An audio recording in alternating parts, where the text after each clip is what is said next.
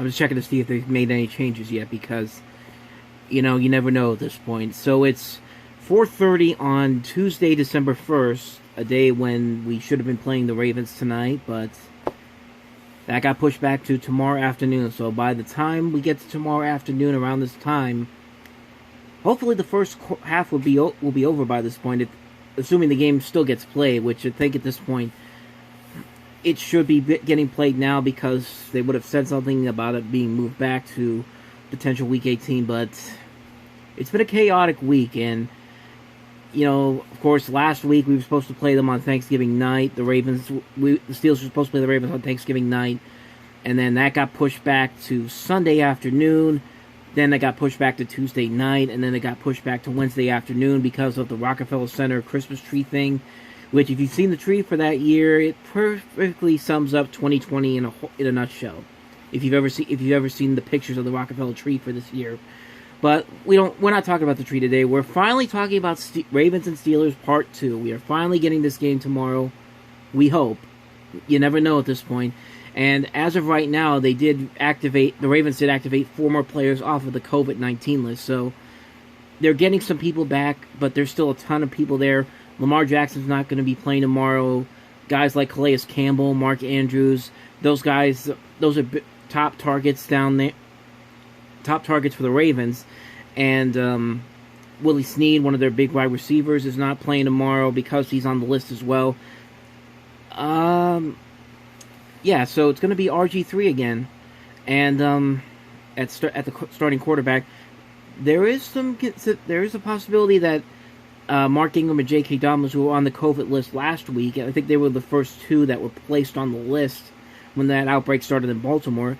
There's a chance that they could play tomorrow, but they'd have to drive up to Pittsburgh and not take the team plane, which I think they're flying out. The Ravens are flying out tonight because, if you don't know, there's a snowstorm going on around here, and I don't know how that's going to work out, but that's the best way to sum up this game. I don't know how this is going to work out. I would think because the Steelers are playing at home at Heinz Field, they have the full advantage here, but I don't know. I mean, on paper, this looks like a game that the Steelers should just easily beat their way through, but you have to remember that RG3 is the last guy that beat the Steelers before they went on this win streak that they've been on, this 10-game win streak, because he was the quarterback for the finale in Baltimore last year. The game essentially knocked the Steelers out of the playoffs last year.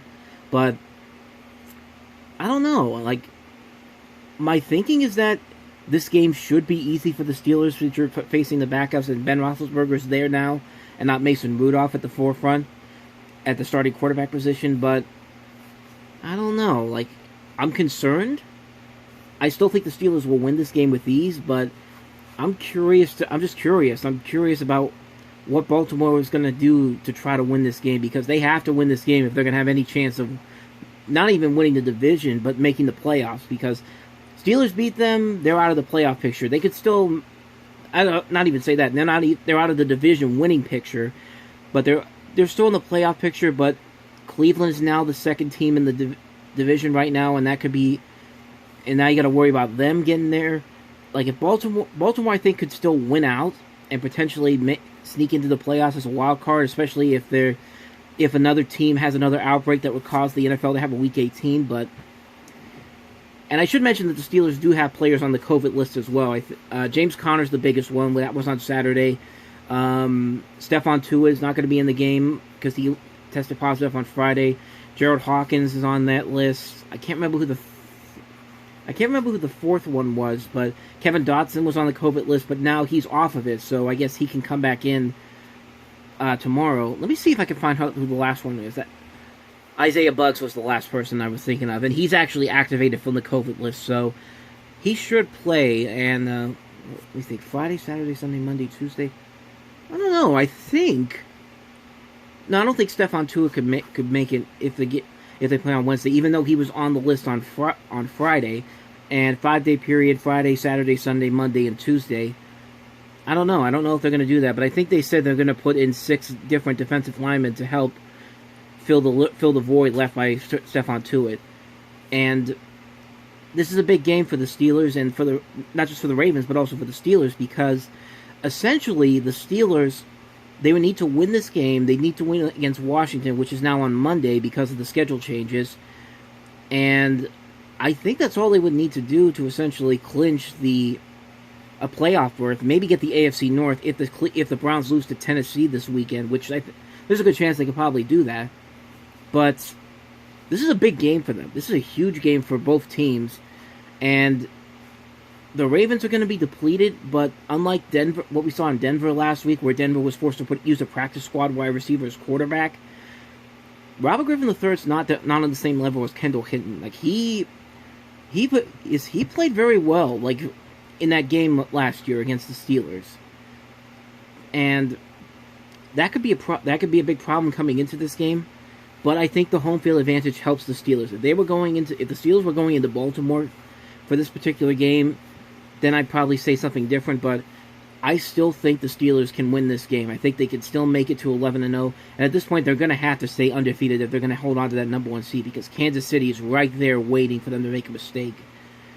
And so yeah, assuming that we don't get anything crazy happening in the next 24 hours, we will have football tomorrow afternoon, which luckily I'm off this week, so I don't have to worry about playing hooky or missing out on it, which I probably wouldn't do. The least I probably do is just have it on in the background while working, just because. But yeah, I still think the Steelers can win this game.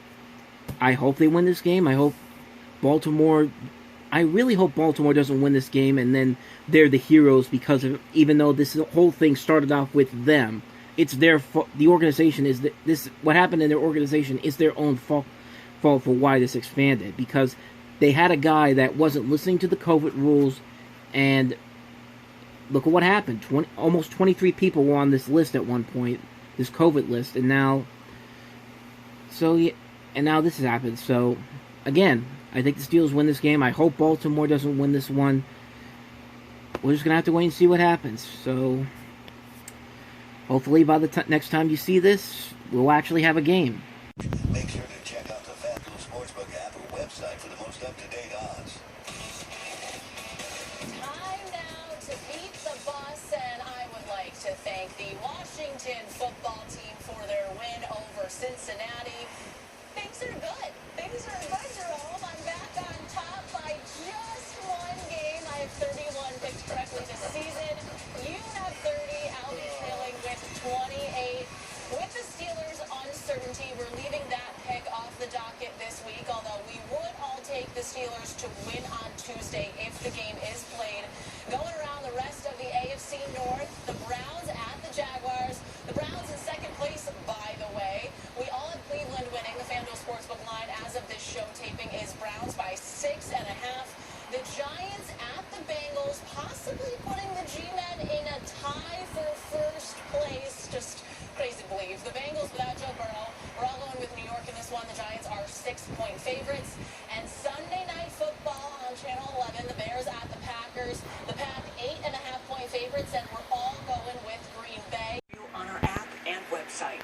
Angie Moreski, 11 Investigates. All right, just want to bring you a breaking update. Our sports team has confirmed the Steelers game, the Ravens game, is officially a go this afternoon. That is the latest word from the NFL and the Pittsburgh Steelers. Again, kickoff at 3:40, and our pregame coverage starts at 2:30.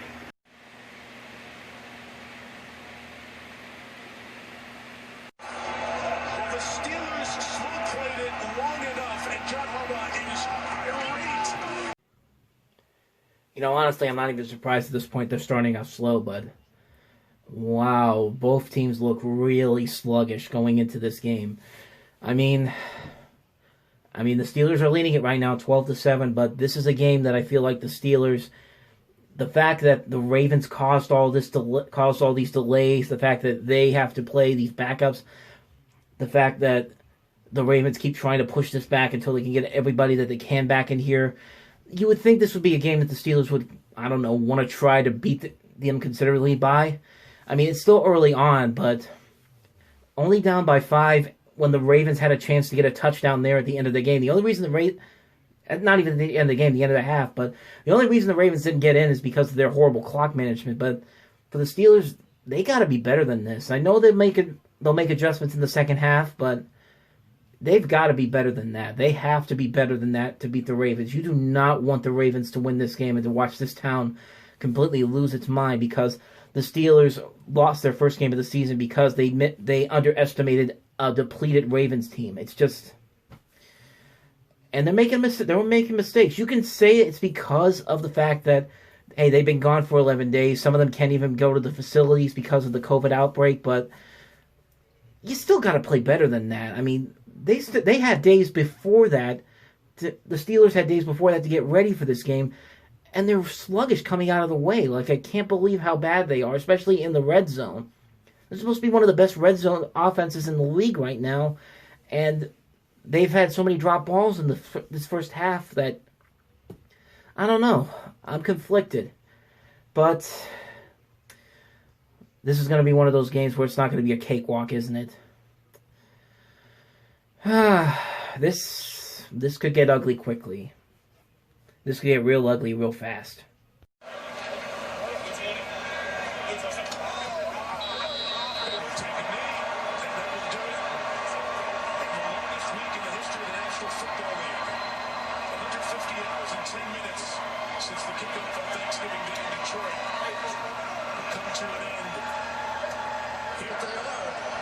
This is what they're going to ride right through the playoffs. And do they have a chance to go undefeated?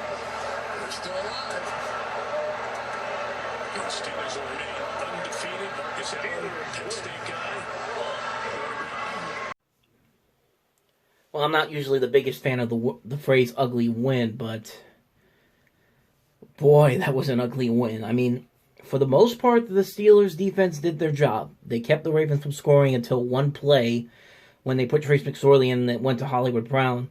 But for the most part, it was not easy. It was not easy. There was one drive where the Steelers looked really good, and that was Ben throwing the ball to Juju Smith-Schuster, which made the score at that point 19-7. And, of course, Ben Roethlisberger's jersey number is 7 and Juju's is 19, so kind of a little thing there because they scored a touchdown. They did the same thing 2 weeks ago against Cincinnati when the score was also 19-7. So crazy conspiracy theories right there. But for the most part, yeah, this just proved why they shouldn't play games on Wednesday nights regularly because it looks sloppy. It looks sloppy on both fronts. I don't think the Ravens really should not have had any chance in this game, but they did. It was only for those few plays at the end, the throw to James Washington by Ben, that essentially sealed it, and then that big third down run for Benny Snell that could have been a fourth and inches or first and goal, but it ended up being a first and goal. Those were the big deciding factors that put that one together. So now it's 19-14. Steelers are 11-0 now, but Bud Dupree got injured, and it looked like a non-contact injury. Hopefully it's not something that's going to keep him out for the rest of the season, but it's not looking good. But regardless, Steelers are 11-0. They have never been 11-0 before. They basically eliminated the Ravens' chances of three-peating as the AFC North champions. And so now we got to move on to Washington on Monday. So, like I always say, enjoy it while it lasts because we don't know if we're ever going to see this again. So, on to Washington then.